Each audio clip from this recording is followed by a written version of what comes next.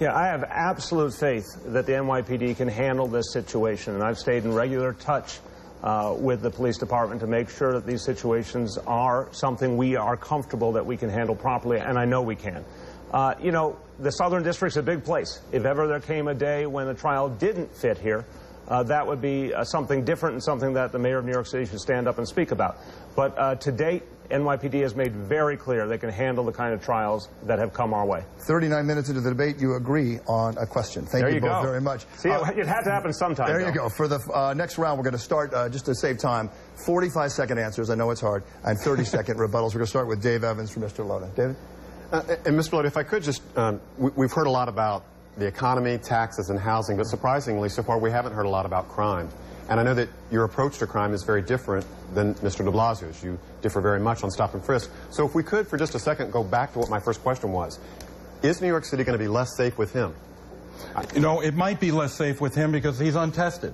I know what I will do as mayor, and what I will do as mayor is that while stop, question, and frisk is something that's allowed by the Supreme Court of the United States going all the way back to 1968, we need to make sure that the police department goes into the communities and explains to the communities exactly what they're allowed to do. You know, I actually believe during this entire time, Mayor Bloomberg and Commissioner Kelly really did not discuss the issues. They let the other side completely control the issues. There's so much misinformation out there about stop, question, and frisk. I will tell you this. There is absolutely no room in this city for racial profiling. If a police officer is charged and convicted of racial profiling, they shouldn't just be disciplined. They ought to lose their job. But I absolutely believe it's a tactic that we must use to keep our city safe. Mr. de Blasio? Yeah, I hear a couple of contradictions here. Look, a federal judge has said the way the Bloomberg administration used stop and frisk was unconstitutional. Now, when every one of us takes our oath of office in public service, we say we're going to uphold the United States Constitution. So it's very clear to me, not only is the overuse of stop and frisk tearing police and community apart, it's not legal, it's not appropriate. We have to move away from it. But I think I'm right in saying Mr. Lhota has said he would want Ray Kelly to stay as police commissioner, even though Ray Kelly has been the architect of the overuse of stop and frisk that has had such a negative effect on the relationship between police and community in so many communities of color. Mr. Lhota? You're absolutely right. I'll keep Ray Kelly if he wants to stay as police commissioner. I actually believe what he's been able to do in reducing crime with 7,000 less police officers is extraordinary.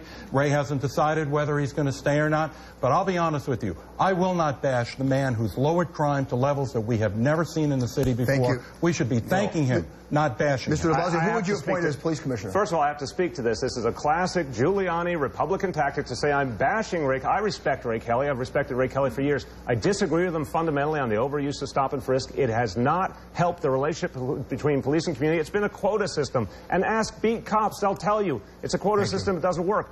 But somehow Mr. Lhota says, well, it doesn't work. That's wrong, but I'll keep the guy who actually created it. That's a contradiction. Thank you, Mr. Blasio. Dave, you want to ask another question? No, we're going to go. Okay. Go Jennifer, your turn. Okay. This is for Mr. de Blasio.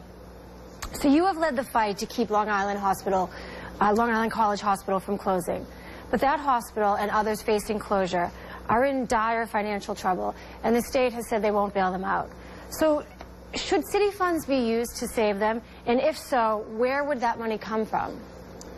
You know, our community hospitals are what protect our health and well-being. You know, if, God forbid you have an emergency, if the emergency room is too far away, you can't get the help you need in time.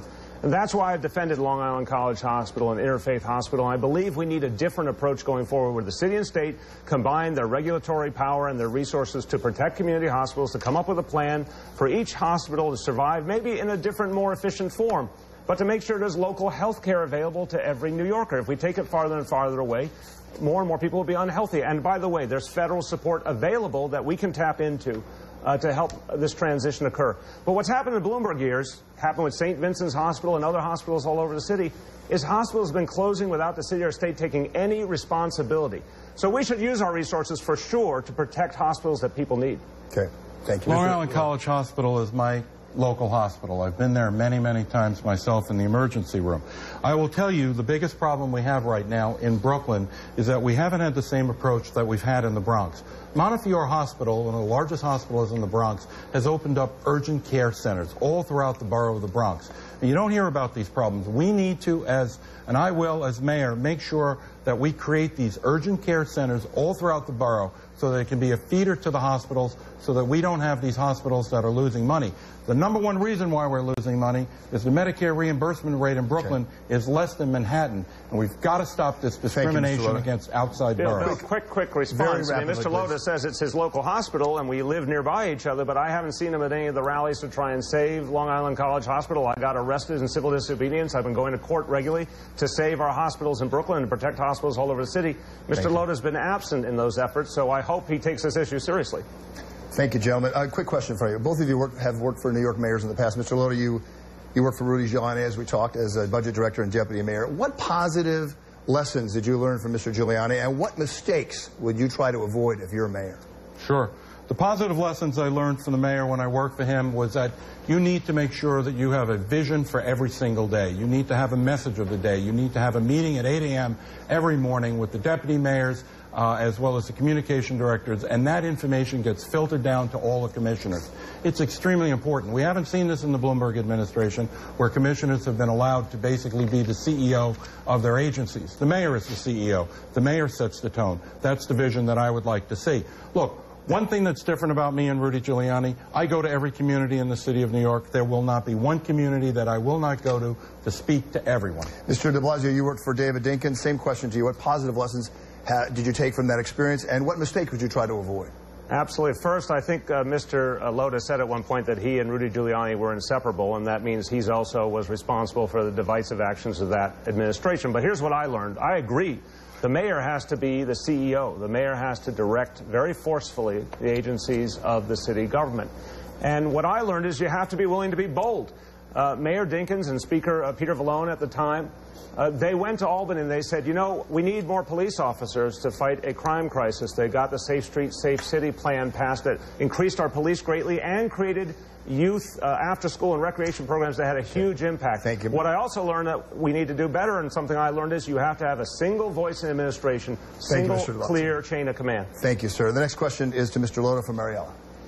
Mr. Lhota, this also has to do with the economy. Many business owners are angry over a huge increase in fines and tickets, and they say the city's issuing them, and basically that there's a quota system, to the point that the number of violations to small business, many of them are Hispanic, they're immigrants, it has doubled, more than doubled over the last 2 years. So what would be your plan to ease this pain, not only for small business, but bodega owners?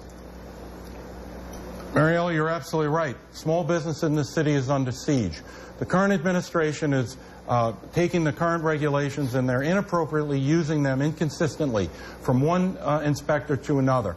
The fines have gone up over the last 10 years 400 or 500%, and the volume of the fines have gone up. We've got to get this under control. Small business, as was mentioned earlier, is the area of largest growth in the number of jobs. And what we're doing is we're driving the small businesses out of business and the ability to create jobs. I will lower their fines, I will lower the number of fines, but I'll also make it easier for business people to understand what the rules are. When I talked about the inconsistent application of the regulations, it comes about because you can't find them online, you don't understand what they are. Thank you, Mr. And Lhota. we need to make sure they understand how it works. Thank you, Mr. de Blasio. 30 seconds. You know, small business is the backbone of this city. It's the employment engine, but it's also the part of the character of our neighborhoods. And small businesses stood by our neighborhoods during the worst times. We cherish our small businesses. They mean so much to us in every neighborhood. They certainly, the small businesses in my neighborhood in Brooklyn, are part of what I think makes the neighborhood great. So not only should we take away the arbitrary and unfair fines and the quotas, but we should go one step forward, and that's why I've called for ending big corporate subsidies and using that money for a revolving loan fund to help small businesses have access to credit they don't have now so they can prosper and create new jobs. Thank you very much, gentlemen. I want to go to Sade in our news studio with an issue that is emotional for a lot of people in Manhattan. Sade? Yeah, it certainly is. Mr. de Blasio, we have a question from Leslie from Manhattan, and she wants to know, do you support construction of the 91st Street Marine Transfer Station? And as you know, the Waste Transfer Station would handle garbage from Manhattan. It would be the first one built in a residential neighborhood. Again, do you support it, Mr. de Blasio? I do support that plan. I'll tell you why. We need a 5-borough approach to dealing with our sanitation reality. What we've had in the past, unfortunately, was a few neighborhoods in the outer boroughs took all of the negative dynamics very unfairly. The plan that we have now is a 5-borough plan, each borough responsible for its own waste. And I think we can make that work for every neighborhood. One of the things that I think the Bloomberg administration has not been willing to do with 91st Street is actually listen to the community about how to reduce the number of trucks, reduce the amount of emissions, make sure children are safe at some of the nearby facilities. I would take those responsibilities very, very seriously. But I do support the plan. I think it's the only fair plan for all 5 boroughs.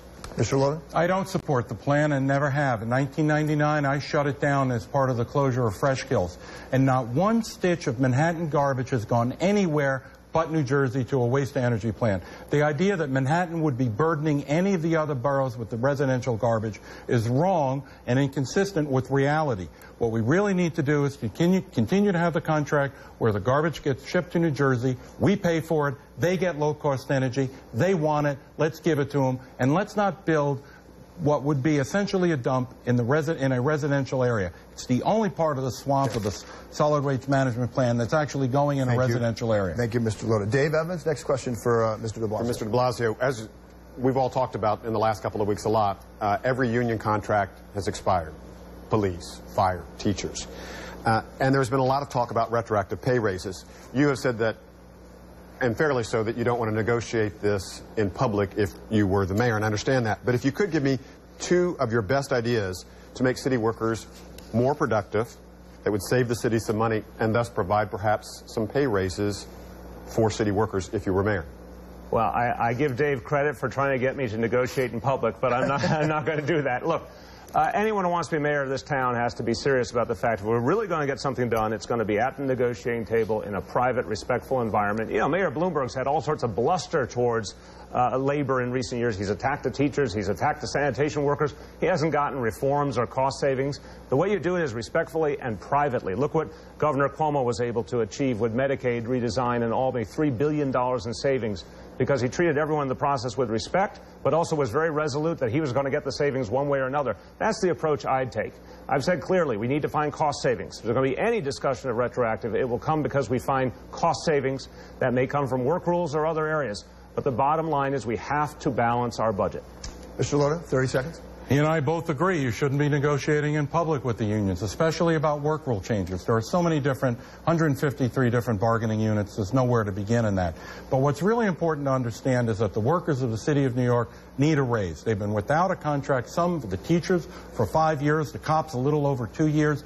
We absolutely need to make sure that our workers understand, and that I understand, that they need to be treated with dignity, and we need to negotiate at the table. I have said that I am not going to wait until January to begin the negotiations. I will do it immediately after the election so that we can get a process and get a contract ASAP. Thank you, gentlemen. Jen, you have the next question to Mr. Lhota. Okay.